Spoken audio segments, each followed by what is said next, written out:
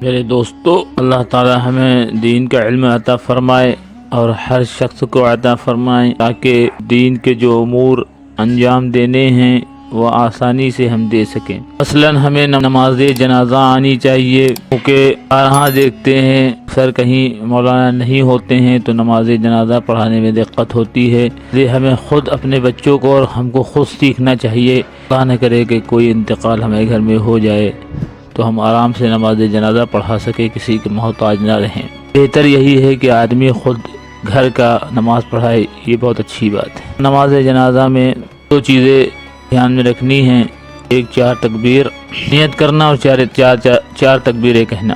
نماز جنازہ کی دعا، تشریف اور ثنا، یہ سنت ہے۔ نماز میں بارہا پڑھتے رہتے ہیں، لیکن اس میں ایک چھوٹی سی آیت بڑھتی ہے، سبحانک اللہم و بحمدک و تبارک اسمک و تعالی جدک و جل ثناؤک ولا الہ غیرک۔ تو شریف درود ابراہیم پڑھ لیں، صلی علی محمد وعلی آل محمد کما صلیت علی ابراہیم وعلی آل ابراہیم انک حمید مجید، اللہم بارک علی محمد وعلی آل محمد کما بارکت علی ابراہیم وعلی آل ابراہیم انک حمید مجید۔ دعائے مغفرت، جنازے میت کی دعا، اللہم اغفر لی حینا و میتنا و شاہدنا و غائبنا و صغیرنا و کبیرنا و ذکرنا و انثانا، اللہم من احییت منا فاحیہ علی الاسلام ومن توفیتہ منا فتوفہ علی الایمان۔ پھر 4 تکبیریں کہہ کر سلام پھیر دیا، السلام علیکم ورحمۃ اللہ، السلام علیکم ورحمۃ اللہ۔ پورا طریقہ یہ ہے کہ پہلے ہم تکبیر کہیں گے، اللہ اکبر، پھر ثنا پڑھیں گے، ثنا مکمل ہوگی، پھر اللہ اکبر کہیں گے، پھر درود شریف پڑھیں گے، درود شریف مکمل ہوگی، پھر اللہ اکبر، پھر میت کی دعا پڑھیں گے، پھر تکبیر کہیں گے اللہ اکبر، پھر سلام پھیر دیں گے، السلام علیکم ورحمۃ اللہ، السلام علیکم ورحمۃ اللہ۔ یہ نماز ہو گئی۔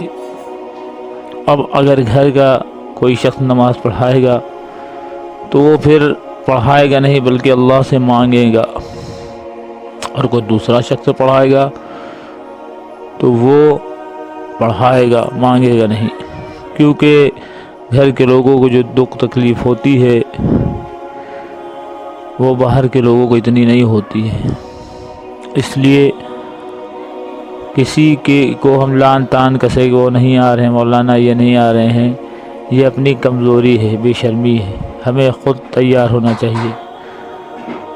دین کے معاملے میں ہم ایسے تو دور رہتے ہیں، لیکن جب ضرورت پڑتی ہے تو پھر ہم محتاج ہو جاتے ہیں۔ اس لیے ہمیں دین سیکھنا ہے اور لوگوں تک دین پہنچانا بھی ہے۔ اللہ تعالی ہم سب کو دین کی بات کو جاننے کی اور صحیح طریقے سے کرنے کی توفیق عطا فرمائے۔ وآخر دعوانا ان الحمد للہ رب العالمین۔